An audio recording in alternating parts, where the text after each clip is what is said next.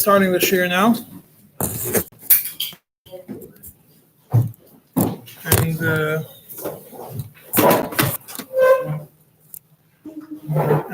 we're going to be discussing what I gave you in the papers today, which is about the Naharis.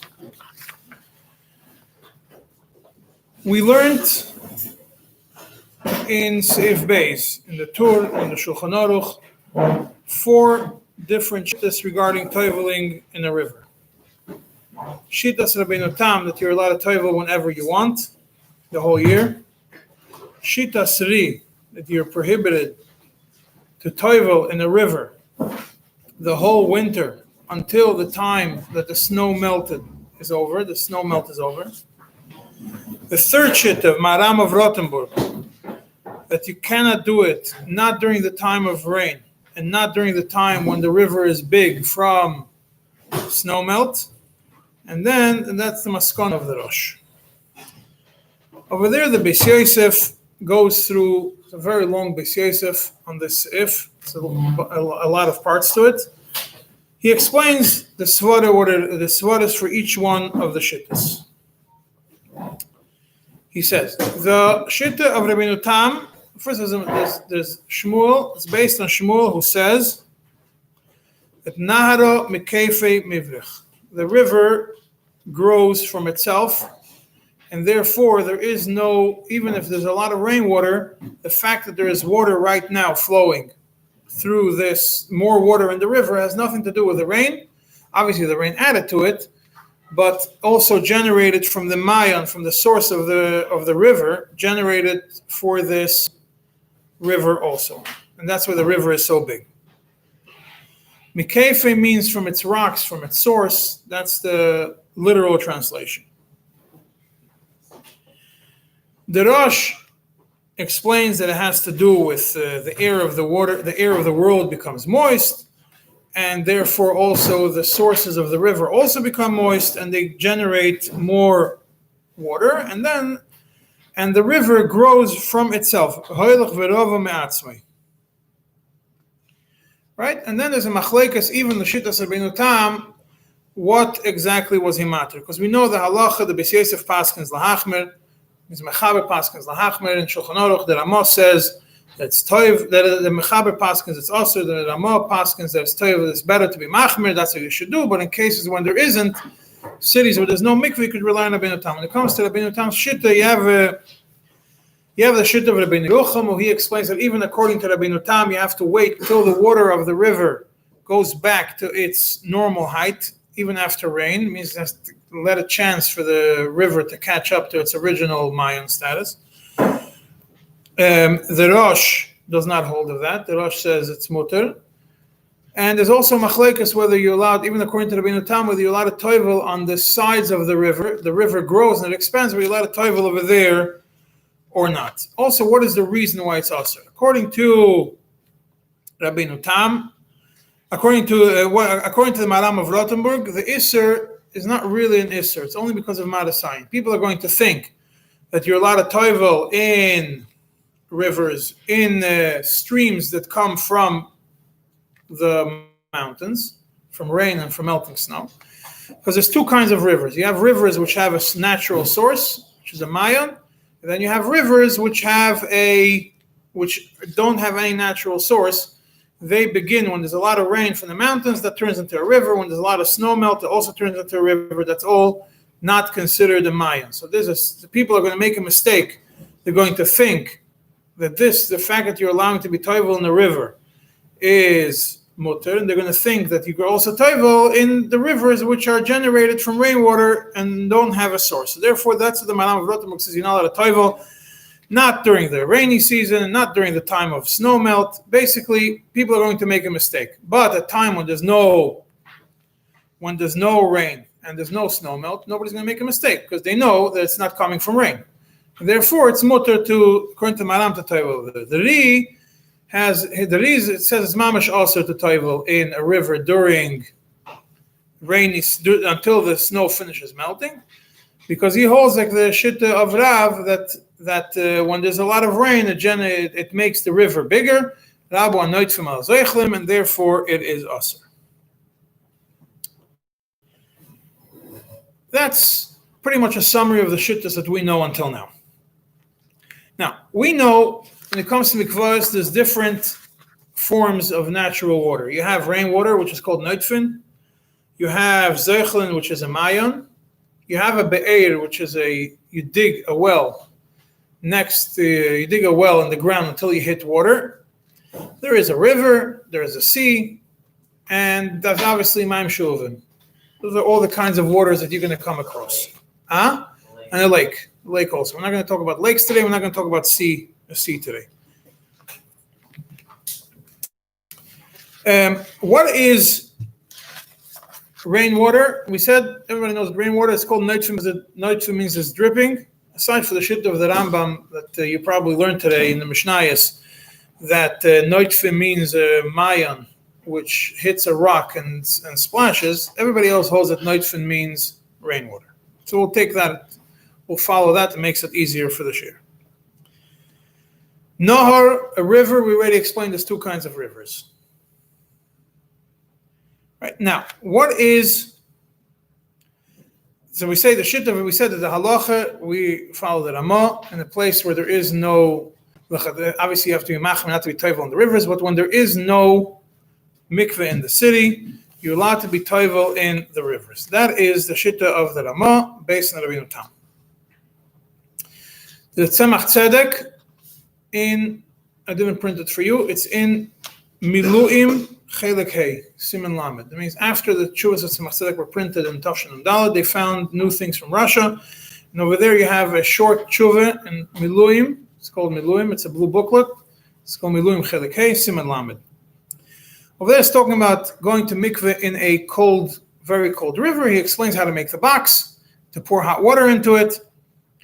And he explains over there, he concludes that there's shilas of toiveling in a river. But he says, in that city, in such a scenario, it's very cold and people are not going to toivel, otherwise it could be mekel. What is mikefe? There's a question, what is mikefe mivrech? How does the river grow from itself? So we say the simple explanation is it comes from the rocks, from the source. Mikefe means the rocks. Now, today that we know a little bit more of science, we know that when the water goes into the earth, it soaks through the earth and it hits what's called the aquifer, where the water sits. Aquifer is a rock which has holes in it, it's a porous rock, and that absorbs water. So, you say Mikef Mivrach, it could mean referring to the aquifer. However, we have the Gulas Ilias, which I printed for you in the booklet. First thing that I printed in the booklet. He explains that Mikeife Mivrech does not mean from the rocks. It means, he gives two explanations. First explanation is that Mikeife means like a kippah, from its own height. That the water rises by itself, and he explains it because when there's moisture in the air, you see that everything expands.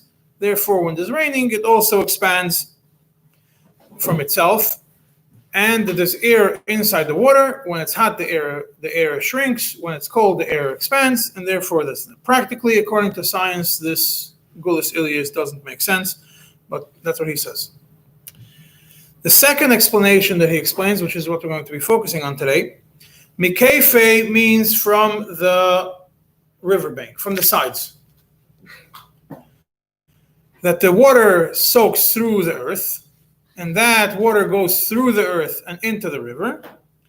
And then, since it went through the earth, it's not like mamish, like a mayan, but it is still makes it kosher enough that it's not considered any more rainwater that makes the river possible. And even if, and then he concludes, he says, even according to Shmuel, that he says that Schila, because we're going to get to the whole shaila of schila much later in Shulchan Aruch, that the din of schila, that's the poisel, is only midrabanan, because of the chashash of katafris, which you also learned about, which means that the river, that when you can't connect two bodies of water when there is a drop between them, when there is a cliff between them or a steep drop. So the whole chashash of katafras only applies when it doesn't go through the earth first. If it goes through the earth, there's no chashash of katafras. And therefore, these waters went through the earth. They got mixed. They became like the Maayan. They became Nizra and the Maayan, and therefore they became zeichlin through the earth. They're similar to the Maayan, which is also zeichlin through the earth, and they got the same status as the Maayan. The Tzemach Tzedek in Piskei Dinim, which is the next one that I showed you. And the end of Tzemach Tzedek is when you look at it's like look at the Torah and Torah, when you mark the Amudim, it's Aleph, Beis, Gimel, Dalet for each page. So this is the end of Amud Aleph, which is really the first column. He explains over there. He first brings the words of the Ravid. The Ravid says that a Maayan, which you added to it a lot of water, as long as this Maayan did not go into new places where it never went to before, then that Maayan is still metar b'zeichel. And therefore, the Tzemach Tzedek explains, there was the machlokes of Rav and Shmuel when it comes to toiveling in rivers, only applies to the place where the river expanded. Because if the river didn't expand, both of them will agree that you're allowed to toivel there, in the center of the river. But where the river expanded, and we're going to get to what it means expanded according to Tzemach Tzedek, because he has a different shit than a lot of other poskim, then it's not a problem. He says the Rosh rainwater is where it expands. Where it's originally a Nahar, it's not the Rosh rainwater. According to the middle of the river can't be rainwater, even if it expands. It expands. That means all the water, the new rainwater, moved to the sides. Water gets all mixed up. The fact that the water gets mixed up, yeah, but that's not. So then if it root trend, then the middle is also rainwater. Could be the middle. Could be the middle will be, but the middle has under it the original water, and the new water is flowing so strong it glides on top of it. That's probably the easiest way of understanding it.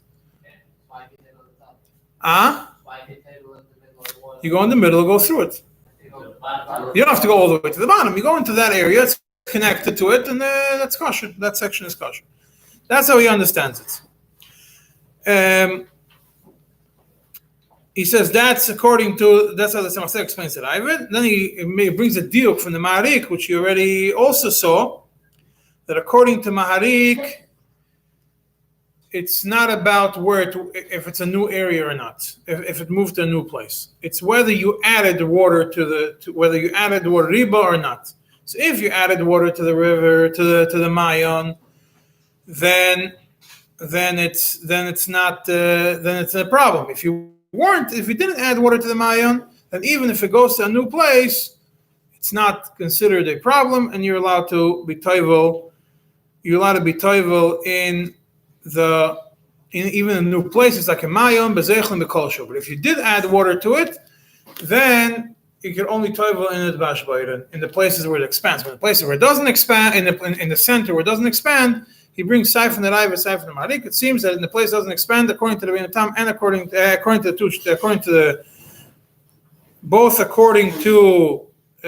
Rav and Shmuel, it would not be a problem to toivel there. That's in Piskei Dinim, which you have. The next Tzemach Tzedek you have is Chidushim on the Mishnayos. Tzemach Tzedek wrote Chidushim on Mishnayos, and in Perek Hey Mishnah Gimel, which you also learned today, about a Maayan which has different channels coming out of it, and the Tzemach Tzedek has a very long discussion about this Maayan. Brings all the shit when it comes to Schila and a Maayan which is standing, a Maayan which flows, the different opinions. Then in Ois Hey, the Tzemach Tzedek brings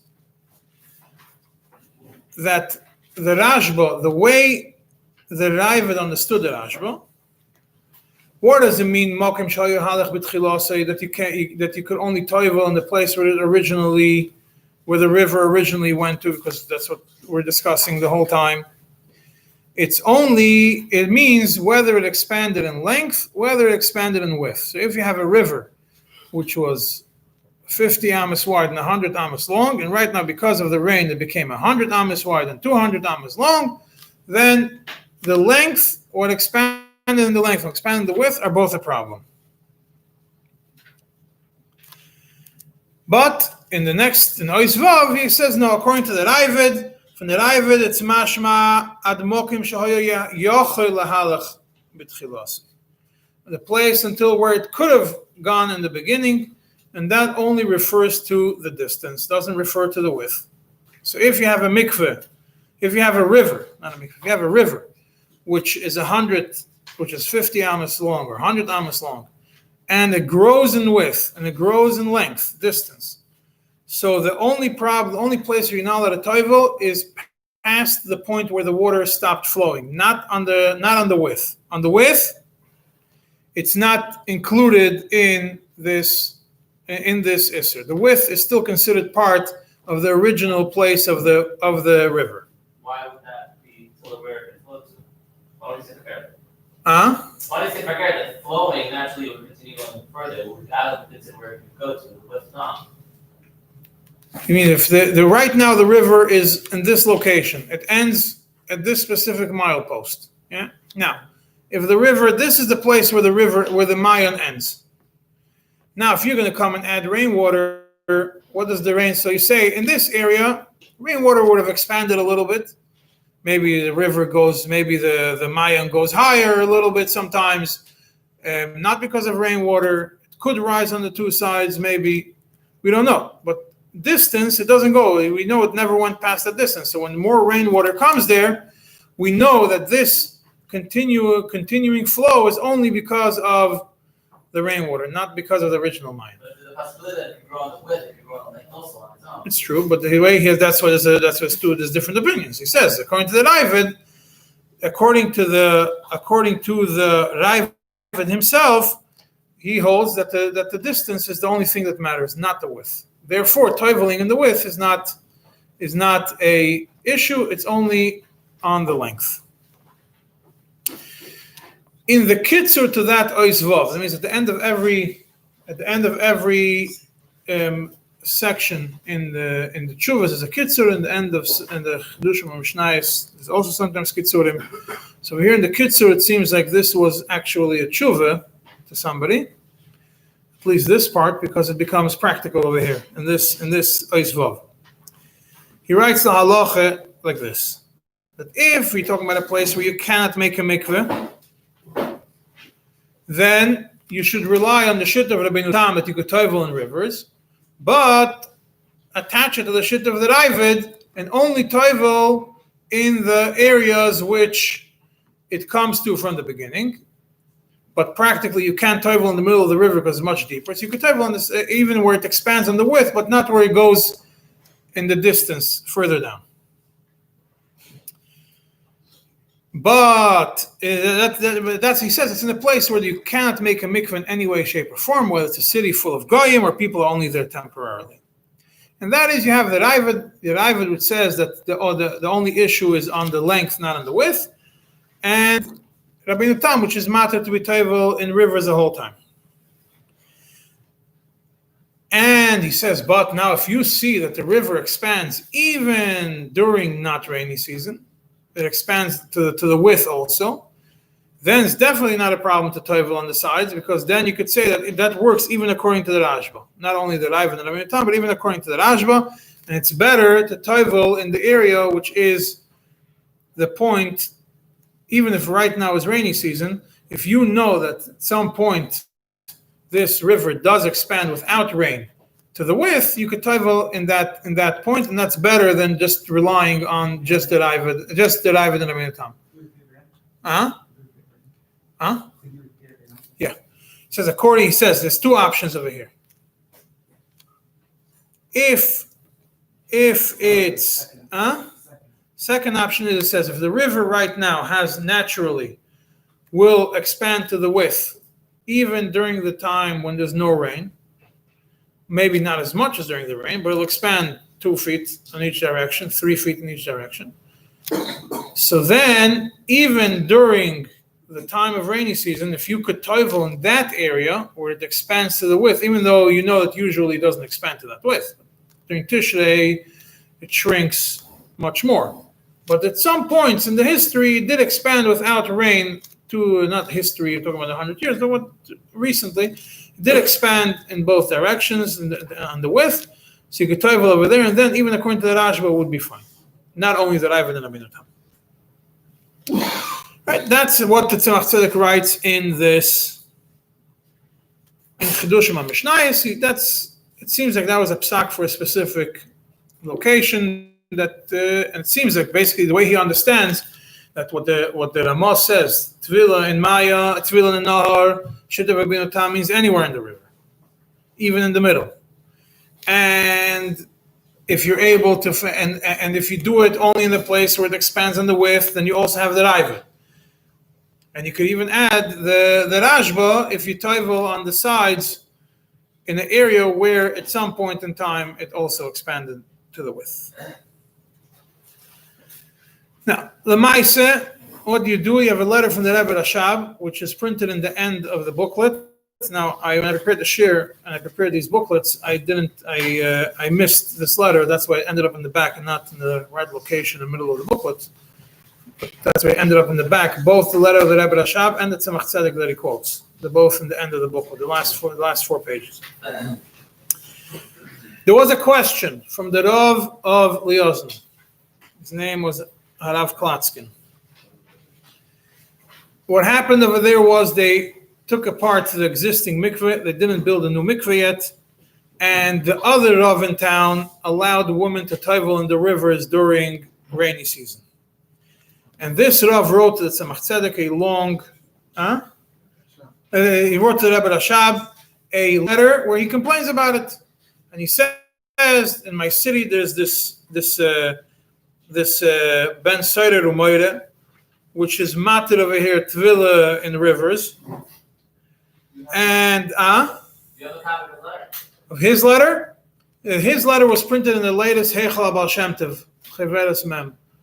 It just came out like a half a year ago. I don't have it, I didn't make copies of it, but it's there. With a background of...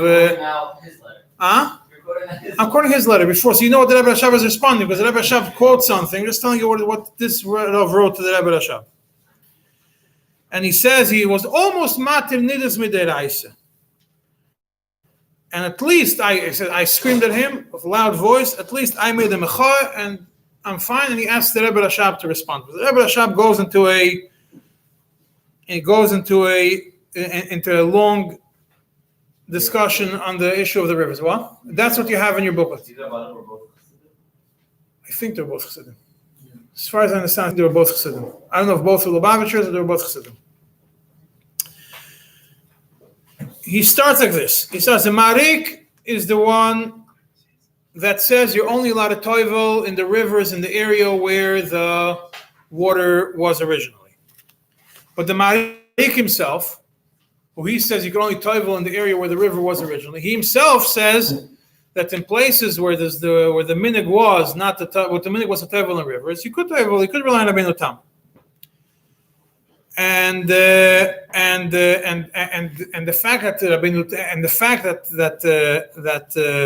this Rav understood that according to Rabbeinu Tam you're not allowed to toivel even in the place where it expands, the Rabbi Shav says Tzarich Yom Gadol.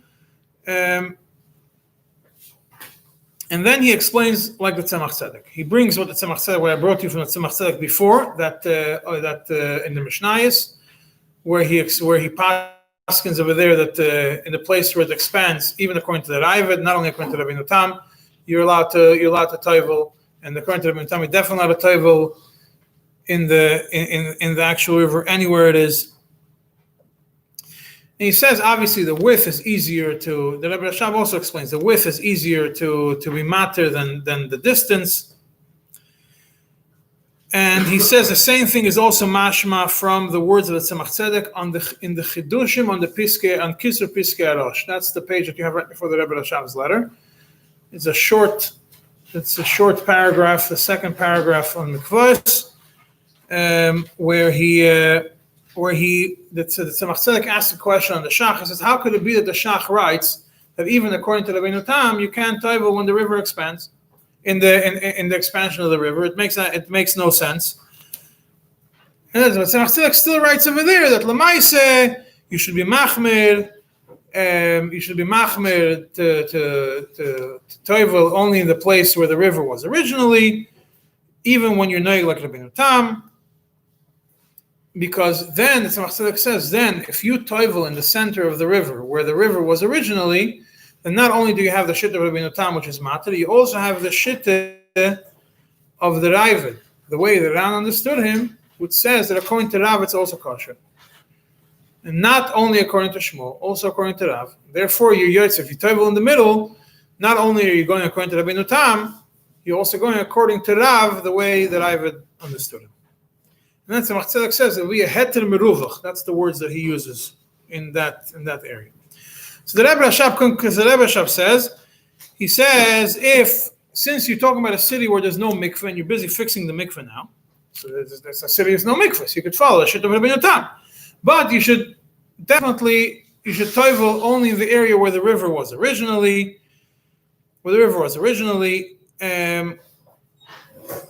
but don't make it a habit. You should be matter to everyone to toivel in the river as a whole time. And yeah. How practical is that? You strong current. So you go with a boat. But the little rivers, they were some rivers were deep, some rivers weren't. And then you jump off the boat. You jump off the boat, you jump back in. If you're worried about it, depends on what area. Now, if it's a strong river, then even the center, the areas of it is wider. You're not talking about you measure what's the distance to where it reaches. It's not you don't have a river which during the summer it's 2 inches high, and during the winter it's 20 feet high, it's 20 feet tall. It doesn't go such a big gap. Right. It's relative to what it is before. So you measure during the summer. You know what the line is during the summer, la'erech, until where it reaches. Not summer, at the end of the summer. And then, when it comes to winter, you know until where you could go.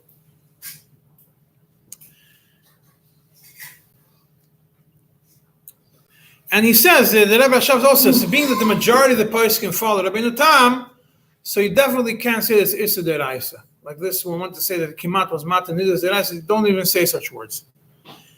And he concludes by giving an Eitzah Teiva to the Rav, and this is important because we're learning practical halacha ma'ases, so you should know.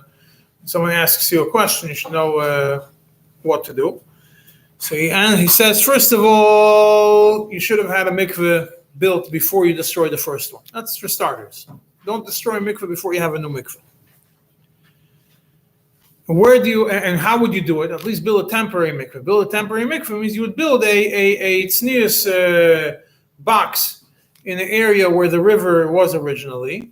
And you know where that is. You connect it to the ground over there. You know where it is, and you have a mikveh set, and then nobody has to go into the river in the middle of the winter, and it's not tznius and everything else. And you'd prevent a lot of problems. And he says, being that originally you didn't pay attention to this, and you made mechayos and it didn't work, yes, and now you have bigger chashashas. And he says, the Rebbe Rashab is interesting. He says, "I efshel lahachmir al noshim, ubifrat bazman hazeh." He says the reality is you can't be machmir on women, especially not in today's generation, to send them to travel to another city because of this. So this is the situation you have right now. This is what you have to deal with.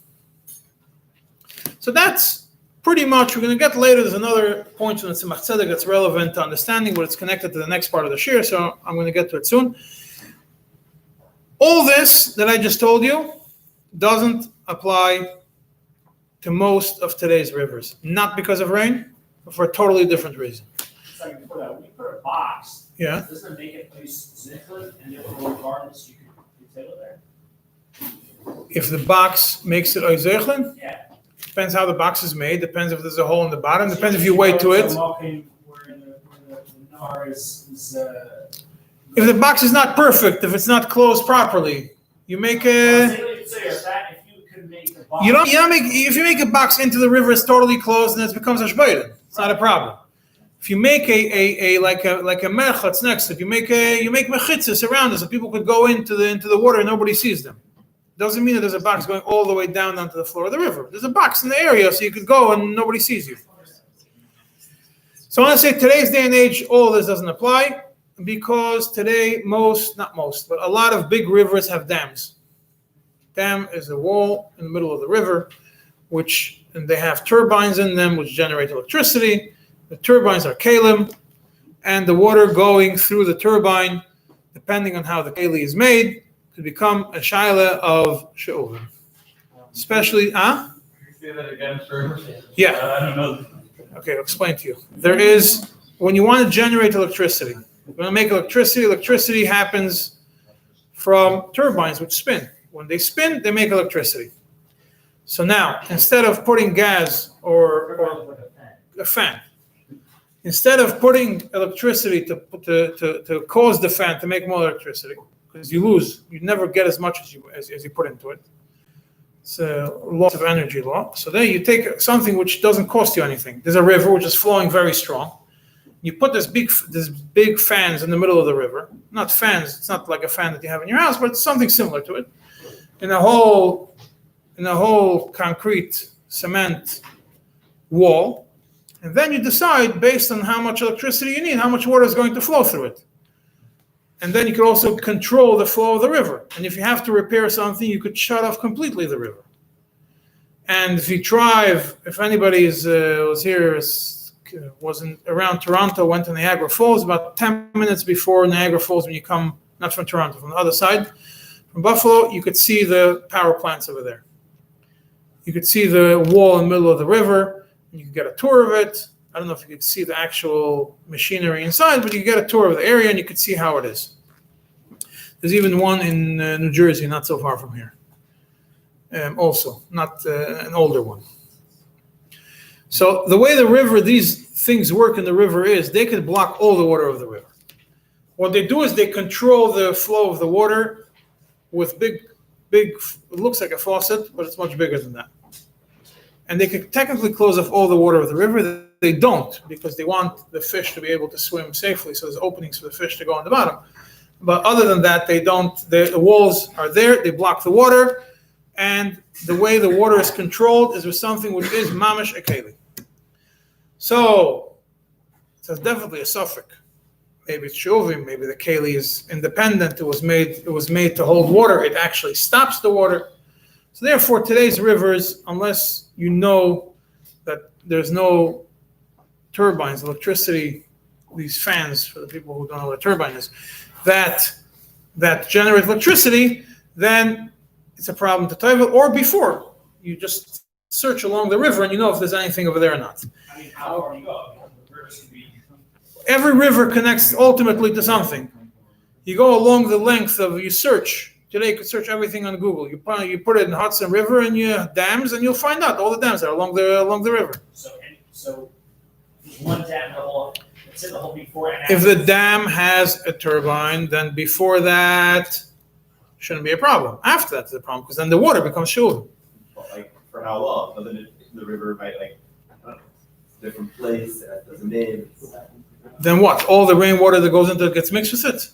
You saying it gets fed from somewhere else? If it gets fed from a מעיין, maybe it becomes kosher because מעיין was shuvim. But if it gets fed with rainwater on top of Maim shuvim, it doesn't help you anything because you have gimulugim first. Is there Shiur to figure out where there's going to be another מעיין or whatever? All this could be done. We do the right research. If you have to make a mikveh next to the river today, because for whatever reason you have to type okay next to the river, you could do the research that you need at that point. Yeah. That's exactly that case. Yeah, but over here you don't have a מעיין anymore because the מעיין is stopped. So even the מעיין itself became shuvim. When they put in the machine, there was already water on the side. Yeah, that water went and disappeared. If they stopped it, when they had to do construction, they diverted the river. How they do it? They can't build in the water. So first you divert the river. And there's a big pool on the side. And you put fish over there, so the water shouldn't go bad. Then you finish building the wall. Then you direct the water back to it, depending on how much water you need. It's just a wall. A wall is not a keli. Sometimes you make a dam just to be able to direct the water to a different place. And it's not the shaila if it's still considered a nahar or not. That's a discussion. If you made a canal around, divert the water, it's a different question, but it's not a shaila of sheuvim. Why would they divert the water somewhere else? Why would they make the water somewhere else? There's too much. If the river is too strong and it floods the whole area, so they will build a dam to be able to direct some of the river to different areas that shouldn't flood the end of it.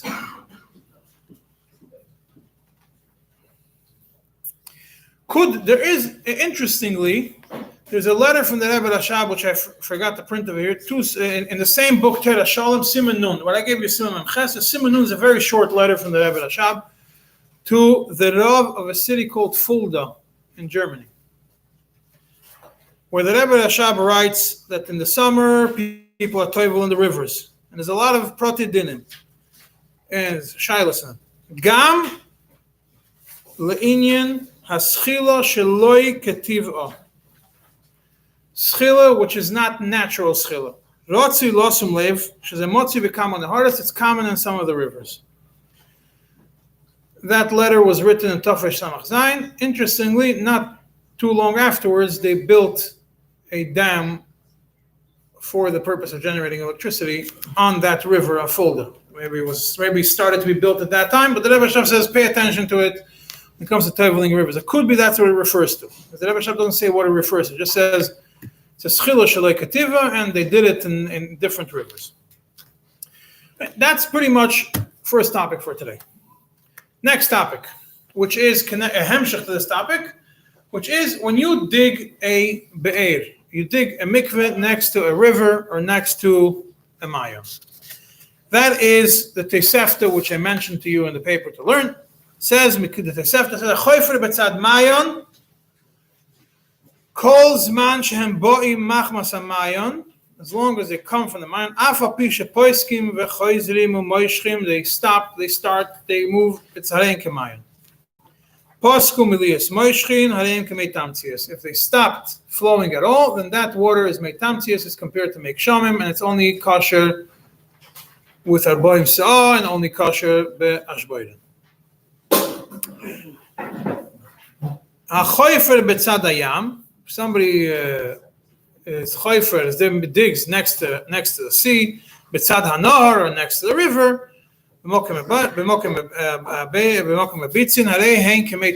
there it's all considered like rainwater and not like the original river.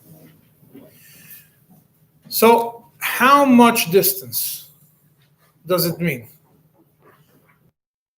You dig a mikveh, you have a mikveh, you live in the beach town, you could dig a mikveh 10 minutes away from the beach, 5 minutes away. Certain places, if anybody's from Florida, you dig a hole to plant a tree and you already see the water of the sea coming up towards you.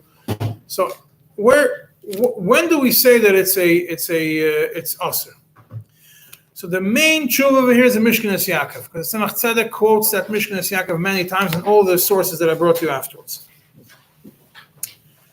That's the Mishkenes Yaakov over there. There's a Shiur Deya Simim Hey.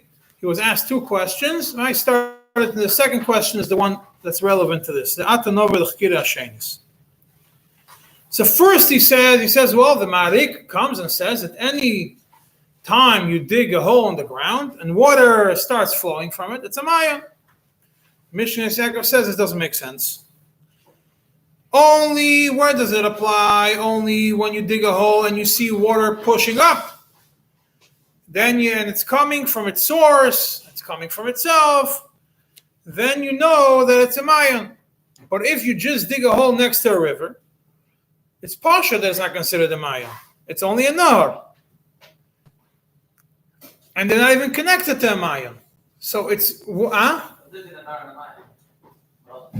has rainwater in it. We're talking about when it has rainwater. Otherwise, it's mamash mayan. When we talk about Nahar, we're talking about a river. We're talking about a river that has the issue of rainwater. Otherwise, it's not a problem. Otherwise, it's mamash mayan. Even though it flows, it's a mayan, just a bigger mayan, a wider mayan.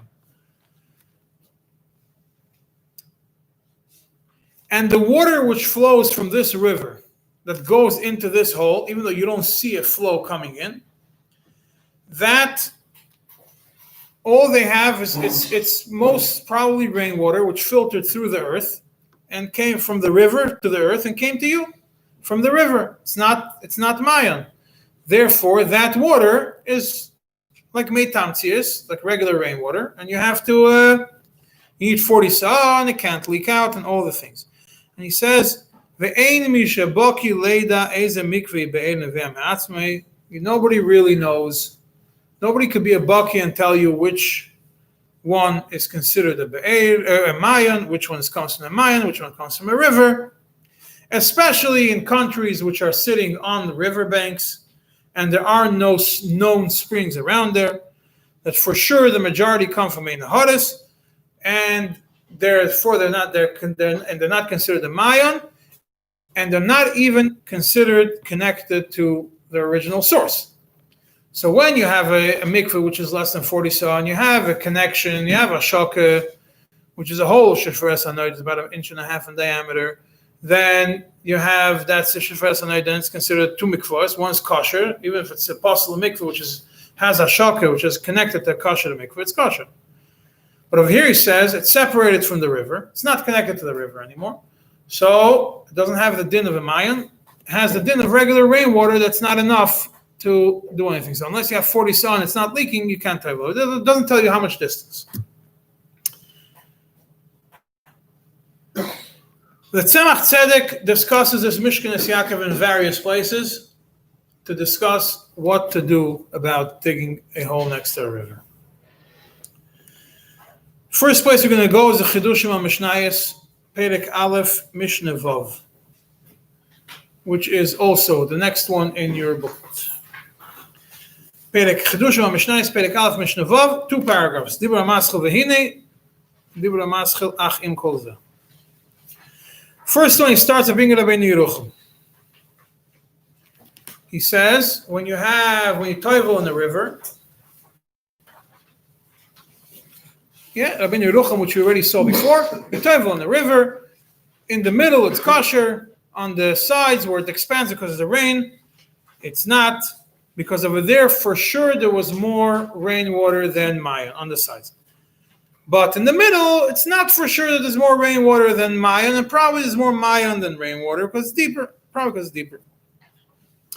So he says, Tzemach brings Rabbi Yerucham, and Rabbi Yerucham explains, it seems like according to that the Sefta, which we learned before, that you can't dig a hole next to a river, you can't dig a mikveh next to a river, it's probably because if you're going to dig a hole next to the river, where's the water going to come from? It's going to come from the sides first. It's not going to skip the sides and come from the middle. So obviously the sides that we know are mostly rainwater, those are going to be the ones that are going to be feeding the hole that you just built next to it. Because just technically speaking, you can't be able to bring water from the center of the river without going through the sides. And the sides we know have mostly rainwater. And being that there's no connect, being that they're going through, there's a earth between them. That earth is no more a connection connecting the rivers, so it's not anymore a nahar. It's not even the nahar. It's definitely not a mayan. Then there's a question. So now, based on what we just said now, that when you dig, you separate, you dig a hole next to a nahar, next to a river, and that hole, there's earth between the two. It's no more considered connected. So now the same Tosefta gives us a big problem. Because the Tosefta says, if you dig a hole next to a mayan, then it is fine. But the same earth which is separating the mayan from the mikveh is separating the nahar from the mikveh. So why by a nahar you say that the separation makes it a problem? By a mayan, it doesn't make it a problem. So he explains like this. A mayan, by nature, flows through earth and then comes out.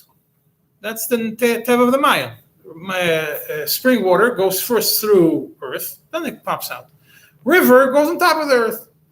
So the mayan, the fact that it goes through the earth, it's its natural way. So nothing changed. The only thing that happened was the mayan started in the earth, stopped in a little pool in the middle, became visible, went back into the earth, and came out in the next pool. So it's all considered one big mayan. But a river, it's not like that. Therefore, it's considered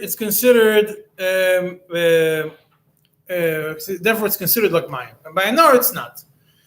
A Maayan, the natural form of water that goes into a Maayan, a spring, the water comes from the earth, comes from under the earth, goes through the earth and comes out. So if you dig a hole next to a Maayan, what happens now? The same water, now you have water went through earth, came out, went back into the earth, and came out again. So nothing changed in the nature of the Maayan. And a river only flows above earth, not in the earth. So now that you're making it go through earth to the next location, it's no more a Nahar. No, it's not a Maayan. That's now we're going to get to what exactly it is. What exactly the gather of it is. And then the Tzemach Tzedek says, interestingly, so now if somebody digs this whole Tosefta that somebody digging next to a Nahar, obviously only applies during rainy season. If you dig a hole next to a Nahar during summer season, not summer, the end of the summer, when it's a Maayan, we hold that we know it's a Maayan because no more rainwater and snow. So it's like digging next to a Maayan, not next to a river. It's the same din as a Maayan. Just because it's called a Nahar doesn't make it Ois Maayan in the times when it's supposed to be a Maayan. So now the Tzemach Tzedek asks the question the other way. He says, now why by Maayanis we say that when you dig next to that the Maayan itself, the water you dig next to a Maayan, it's a Maayan is kosher, and if you dig further, it's kosher. You dig next to the sea, it's not. Where does all the water of the Maayanis come from? Ultimately, at least part of them come from the sea, filtering through the earth. They purify themselves through the earth. They end up under the earth, and then they come up as a Maayan. So what difference is there now? If you say that the whole chiddush of a Maayan, the whole point of a Maayan is it went through the earth, changed its nature and became a Maayan. So when I dig a hole next to sea, the same water, I just created a Maayan because the water went through the earth and came out in another location. So it should be the same. So why a chayfer b'tzad hayam is a problem, but a chayfer b'tzad Maayan is not a problem.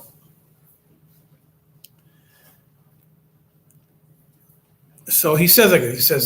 Tzemach explains like this, and uses a concept. He mentions b'derech hagav. It's similar to Yofer koyach haben mikoyach ha'av.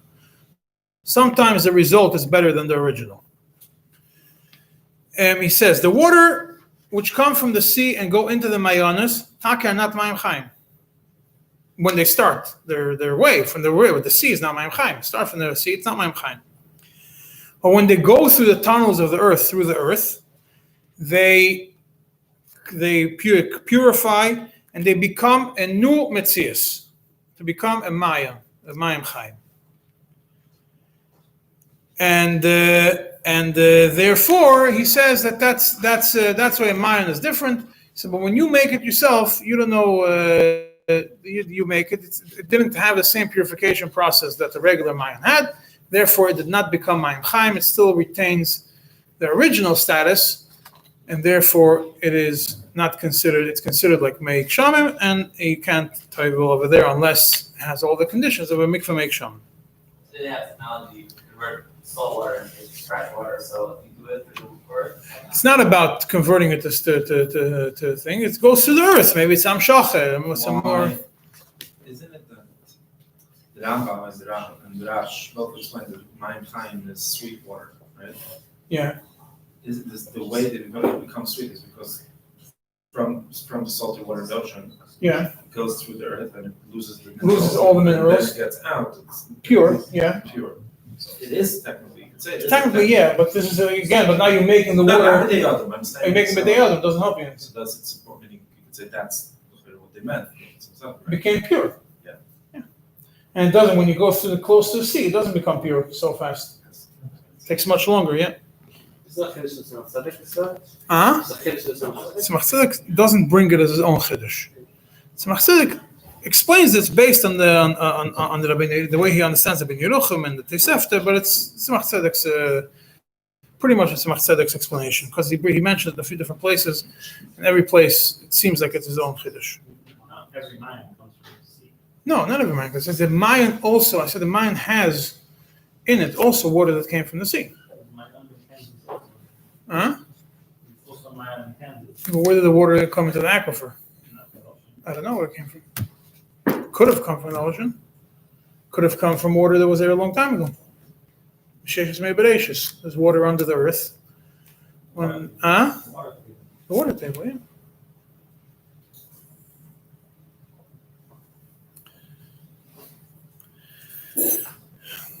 So he says when you dig next to a nahar, which is a Mayan, so it should also become now the same logic again. He says if you go through the earth, the chayra should by itself become a Mayan. So he says now the Marit explains as follows.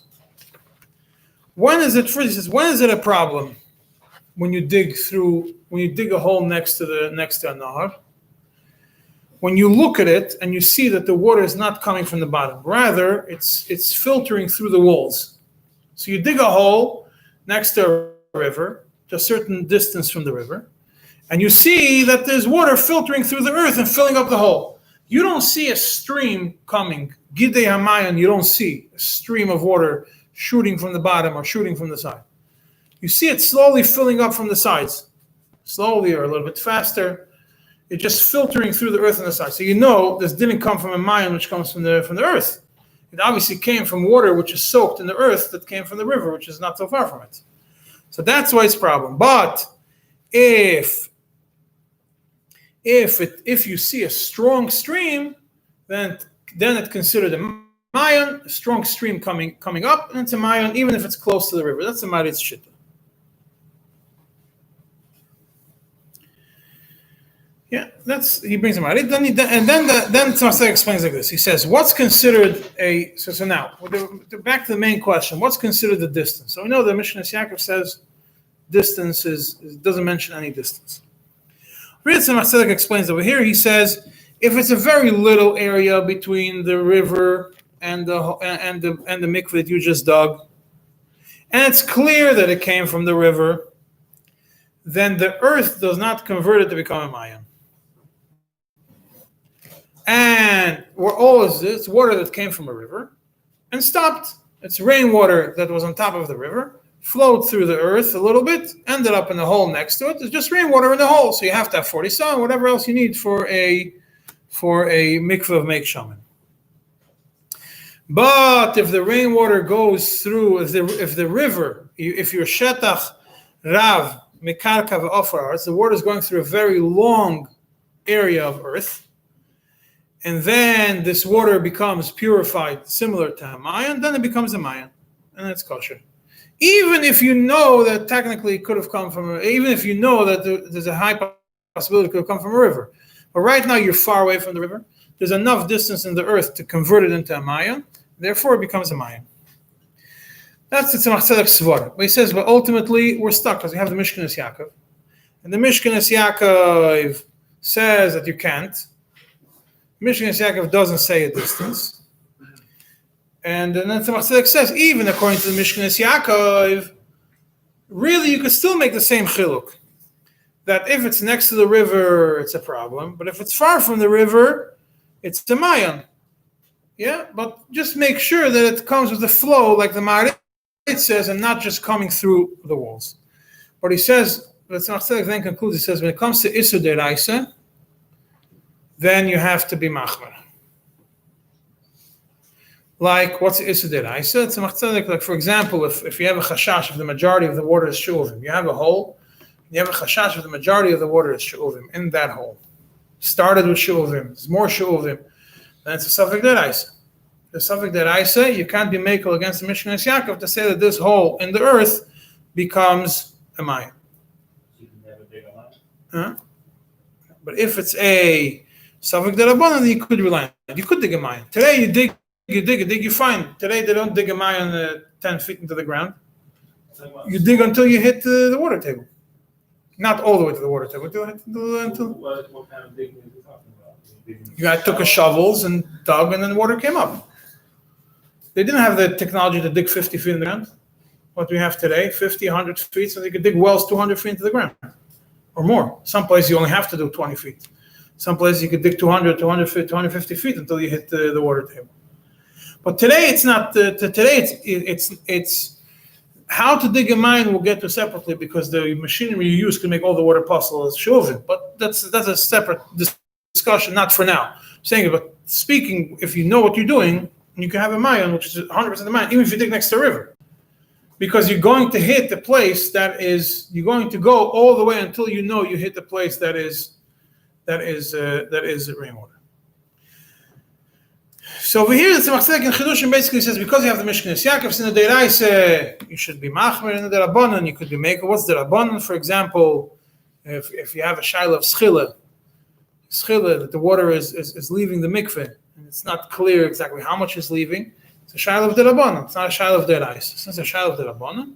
So if you have this Be'er, you dug a mikveh far from the river, but you still have choishes for the Mishkenes Yaakov. Since it's the Rabbanon, you don't have to be choishes, and you could rely on the fact that since there's distance, it becomes a mine. But Svara Tzemach Tzedek is not like the Mishkenes Yaakov. Ultimately, it's Tzemach Tzedek's Svara, the way he explains it, doesn't hold the Mishkenes Yaakov. But because the Mishkenes Yaakov paskin, he's not going to argue with Mishkenes Yaakov. It's to follow Mishkenes Yaakov. That's one of the places Tzemach Tzedek brings the Mishkenes Yaakov. Mishkenes Yaakov is brought also in Siman Kuf Samach Zayin, in the Tshuvas, which is the next one in your booklet, Kuf Samach Zayin.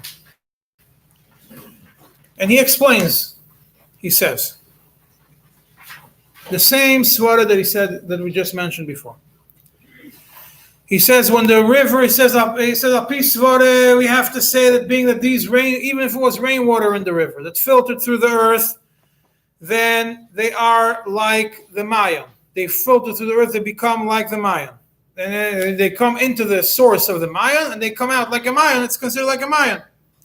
As long as they come out looking like a Mayan. That means with a strength, with pressure coming out from the bottom. And he says it's as if there is no Meik Shamim in it. Even though it came from Meik Shamim, maybe, it's as if there's no Meik Shamim. And Nishtanu Leiluya. They changed, became better than the original. And they became spring water, Mei Mayim. Became Mayim Chaim Mamash. That's the Svara. He says what? You have the Marit. He says the Marit, to bring the same Marit, that you have, if you make a hole, if you see the water coming in through the walls, and it's very close to the river, then it's considered like a river. He says, according to he says, he brings the Marit, which from the Marit it's mashma, if it's the only time it's a problem is if we close to the river, a very short distance between the river and the hole, and the water doesn't come in from the bottom, or doesn't come in strong, but it comes in through the walls. Because in such a small area, you can't say that the water changed its nature and went from Meik Shamim to Maim Shuvim. And from Meik Shamim to Mei Mayan. So what happened over here? What changed from the status? A person went, dug a hole, and caused the water to come through the earth. That means right now, if not, you dug a hole next to the nature of earth as it finds the place where it's the easiest place to fill up. So if you have earth next to, you make a hole very close to the river, what you're doing is you're just helping the river find a place to put the water into. You're not doing anything more than that. It's not that it filtered through the earth and changed its reality and became a new Metzius. If you dig further away from the earth and it's coming out with a strength, then you know it's a whole new Metzius. But if you just dug a hole right next to the river, all you did was you dug a hole, the water right now seeped through the earth, or maybe it wasn't already in the earth because it's so close to the river, it may be soaked into the earth already, it's anyways river water, but only because of your action that right now this is through the earth. Otherwise, it wouldn't be there. So it's not that it naturally went through the earth and became a new Metzius. He says, but according to Marit, if it's far from the river, and the Tzemach Tzedek brings an example, what's considered far from the river? 100 amas. 100 amas is considered far from the river. Close, is probably less than 100 amas in this tshuva. Next tshuva, it's even smaller. It's 100 amas. And so you dig a hole 100 amas away from the river. And you see over there water that's flowing like a maya. It's coming from with a strength from Gideon. Not that it's all filtered, not that it's just seeping in through the earth on the side. That means not that the whole wall, Tzachzek says, if the whole wall of the mikveh is water seeping in, you know it's coming in, it's soaked in from the river and it's coming in. But if it's not like that, you have one stream coming in from one side or another stream or from the bottom, then you know it's a Mayan. That's how the Mayan works. It doesn't filter through, it doesn't just soak in through the earth, filter through the earth. It shoots up or it shoots from the side, depending on how deep you dig. So then it's considered a Mayan, not a river. But again, the Tzemach Tzedek continues with the Bach, that the issue of digging next to a river seems like from the Bach, which we learned in the Vesir, it's the Bach in the tour. He brings over there a story of a city which they dug a canal around the city to bring the river into. And the issue over there seemed that it was because the water didn't reach the original place where it could have reached Mahalach B'tchilasik. So therefore, according to the Bach, the issue of digging a hole next to a river could be that it's nothing to do with filtering and not filtering mine on mine. Right now you dug a hole, you made a new place, the water wasn't there, wouldn't have come there originally. So therefore, that water has to have the din of a make shamim, not a din of a mine. All right, all you did, you revealed it. I mean, You didn't reveal it. No, what do you mean? The river wouldn't have reached that location if not for you digging a hole. But then it's not part of the river either. I'm saying Huh? the part is that it's the river, just The river became a new place in the river. That's why it's because it became a new. Right now, when you dug a hole next to it, the river water created a new location now, and therefore it's not anymore considered connected to the river, connected to the mines, because it's its own independent entity.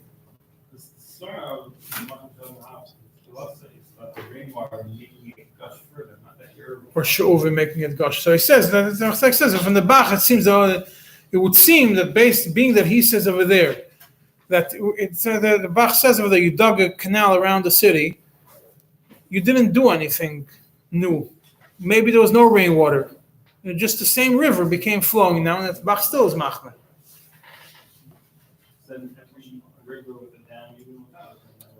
Yeah, every river. No, unless if it's humanly made, if the humans made it, yeah. You're changing the flow of the river, yeah. Or to the Bach. But Tzemach Tzedek right away asks him, and he says it doesn't work. The maksha from the Rosh that but Mayan Shem Shichu. If you make a Mayan and you make a Mayan longer, it's kosher. It's the same as a Mayan. So the Tzemach Tzedek explains that the Sefta that we know, they're talking about digging a hole next to a river, next to a Mayan, and the water right now went through the earth, is talking about, and the water went through the earth, then it's considered like a Mayan. Because it's just the same nature of the Mayan. You have a Mayan over here, and you have a hole next to the Mayan. The water came through the earth, so it's a Mayan, continued its flow. But the Bach, explains, the Bach is not talking about digging a hole next to the Mayan. The Bach is talking about that you took a Mayan, which is nature is to flow through the earth and pop out wherever there's a place for it, and you converted it into a river that the water is now flowing over the earth, not through the earth. And therefore, right now, the river, you took a Mayan, you changed, and with your hands, you created a new nature for this river, for this Mayan. Mayan usually goes through the earth. Now it's going above the earth instead of going through the earth. So it's no longer a Mayan. However, he says Bepoil, the Rosh and the Rosh and the Meir and the Meir are the only ones who are machmer in such a situation. The Rambam, the Raiva, the Rashba, the Rosh, and the Ran are all mekel. Therefore, the Chayri should be mekel. But lemaise tzarich iyun if it's zoichel in gemurim. Over here, he says if it's mamish zoichel, you see a strong flow, and it doesn't have all the simanim of a maya. You're not that far from a river, and lemaise tzarich iyun to rely on it. If it's mamish zoichel and you see a flow going through the hole that you dug. But if it's not zoichel in gemurim, then l'chayra it's not a problem.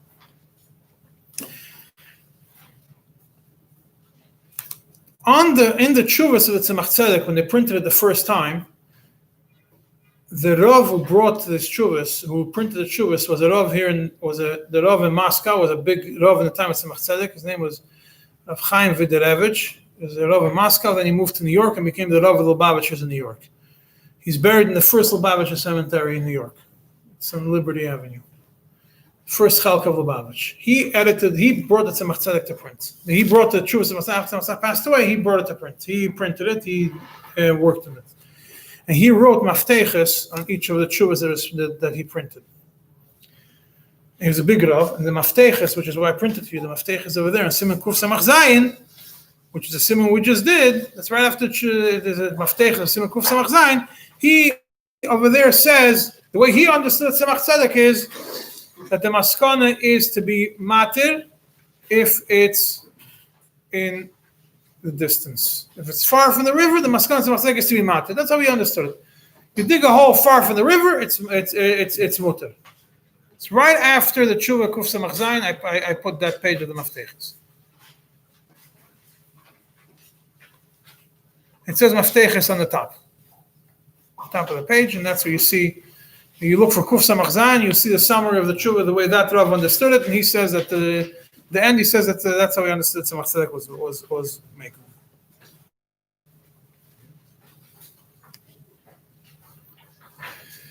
However, in the Tzemach Tzedek himself, in a different tshuva about a totally different topic, in Siman Kuf Samach Hey, a totally different topic in Mikvah. Siman Kuf Samach Hey Ois Yudalad. He brings the Mishnah Yaakov V'derech Hagav. And he says, there is a discussion how far is considered close to the river.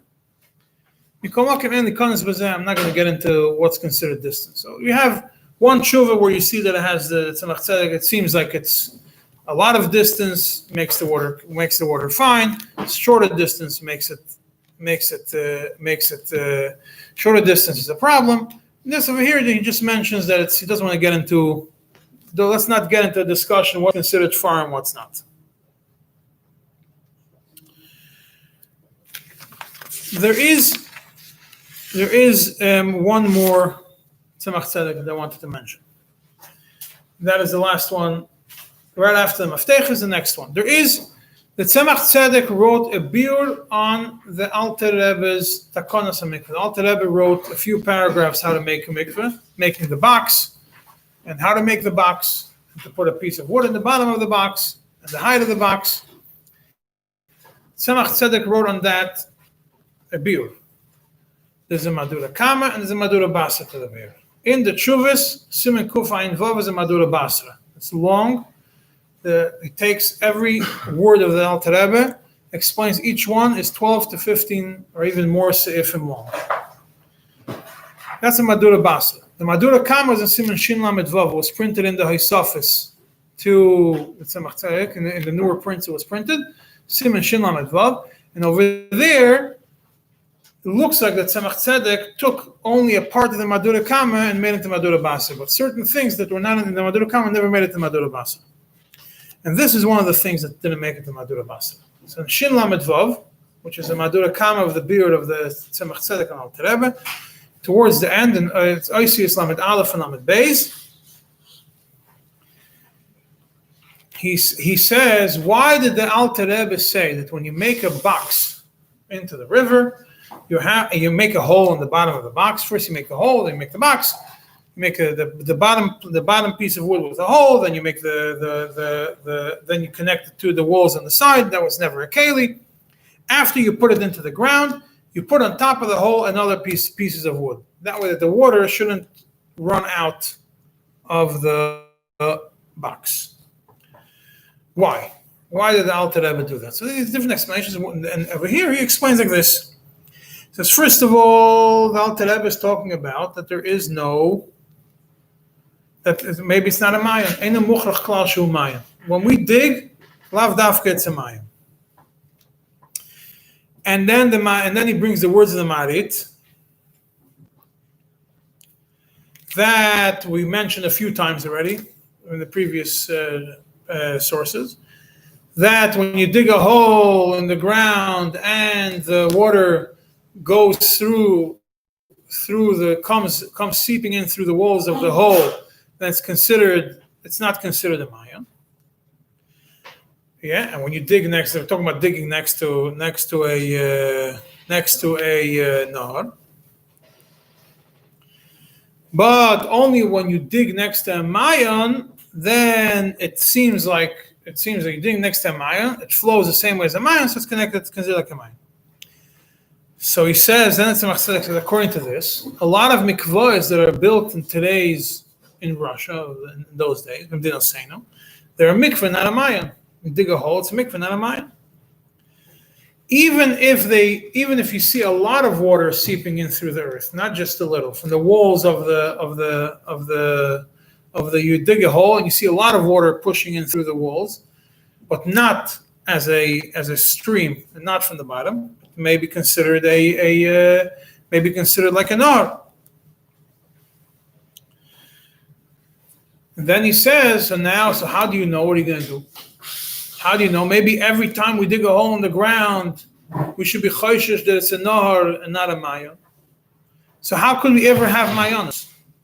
You're never going to have a mayan. Every time you're going to dig, you're going to say, maybe depending on if the water is coming strong and you live in a city where you know there's a river, you're not living in the desert, then and you know there's a river, then maybe it comes from the river. So he says, I'm going to explain the same swara that he explained in other places. Very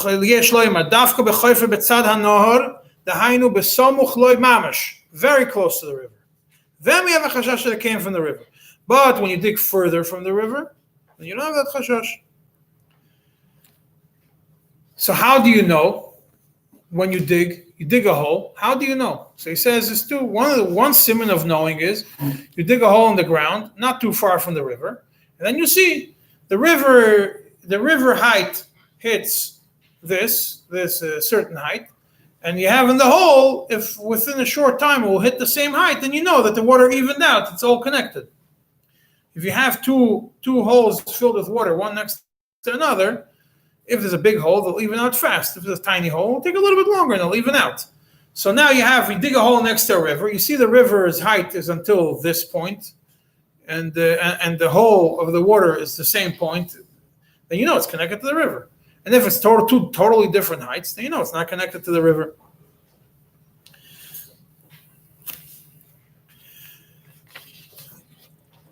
And then he says, then what did we say in the Beis Yosef that we learned in the beginning? So we said in the Beis Yosef that the nahar, the way he explains Mikefei Mivrech, that the actual Mayan grows higher. So maybe the nahar grew higher, the Mayan grew higher. The nahar grew from rainwater, the Mayan grew from itself. So why do you think that just because the Mayan went up during rainy season, and the river went up, and Zafiyah at the same height, maybe the Mayan grew from itself? So he says no. But the basis was talking about is when you already determined that it's a Mayan. When you already determined it's a Mayan, then you could say the tirutzim then you could say the svaras of Rabbeinu Tam. But you can't just come and dig a hole next to a river and say, oh, it's the same height as the river. The river came from the rainwater, and this is a Mayan, and it grew from itself. That doesn't work. And he gives you a simon. He says, even if you say, throughout the whole time we mentioned, if water seeps in from the wall of the Mayan, of the hole that you dug in the ground, it's considered like the river, right? Because you say it seeps in, it's considered like a river. But it's Machzedek says, only if it seeps in from the wall facing the river. It means the river is on the east side, and you dug a hole next to it. If you see the water seeping in from that side, which is facing the river, then you know it came from the river. If it's seeping in from the other side, what does that have to do with the river? If the river is to your right, and the water is seeping in from the left, then it didn't come from the river. The only time it came from the river, if it's the river on the right, not seeping in from the right. And the best simon for this for a Mayan, he says over there, he says, is if you actually see a strong flow of water coming through. Gidei Amayan, you see that there's a strong flow or a flow of water coming in, not just seeping into the earth, then you know for sure it's a Mayan. And the best simon is if the river's height is, let's say, till your waist, and you have a Mayan where you see the water coming in from a higher point, then you know for sure that it comes from the river. If you dig a hole and the water is pushing from a higher point through the wall, then you know it didn't come from the river. It can't be that it came from the river, because if the river is down to here and the Mayan is here, then it didn't come from the river. Then he concludes, he brings the next in Oisam at Beis, he brings the Shita of Rabbeinu Tam, that maybe, according to Rabbeinu Tam, you're allowed to toivel in the hardest, right? Even during the winter. So maybe you should be able to toivel also when you dig next to a Nahar. Rabbeinu Tam says you're allowed to toivel in the Nahar itself. Maybe dig next to the Nahar. It's also, you say it's like a Nahar, right? Where are you digging these mikvahs? You're digging in places where there's no mikvah. Nobody's going into a pit in the ground. Obviously, you're talking about a place there's no mikvah. So you're anyways relying, you could rely on Rabbeinu Tam.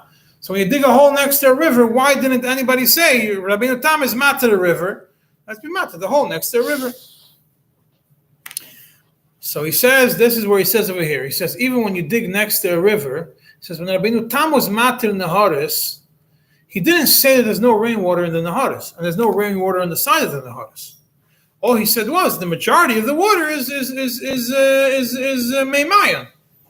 But if you have, when you dig next to a Nahar, water you're getting is from the sides of the river, from the new water, not from the old water. Like I think I mentioned this before also in some mistake. You're digging, you're getting from the side of the river, not from and that's for sure rainwater.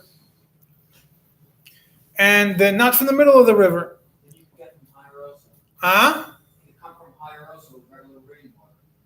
What do you mean? Regular rainwater also fills up the hole. So even if it comes from higher, it's still be regular rainwater. Yeah, but there's rainwater. It's kosher. Not. It's not a mayan. And that would be mine. No.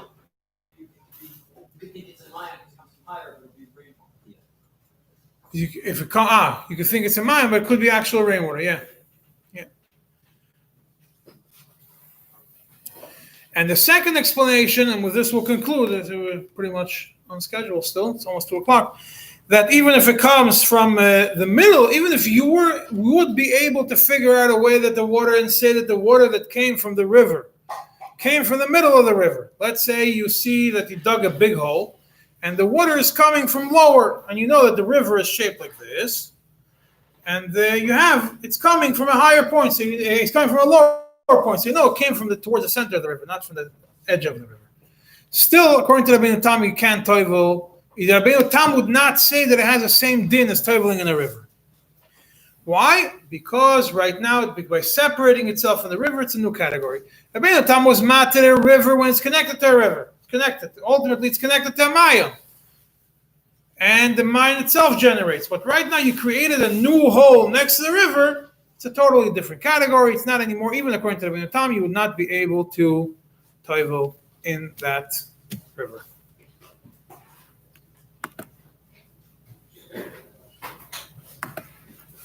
Shlachim.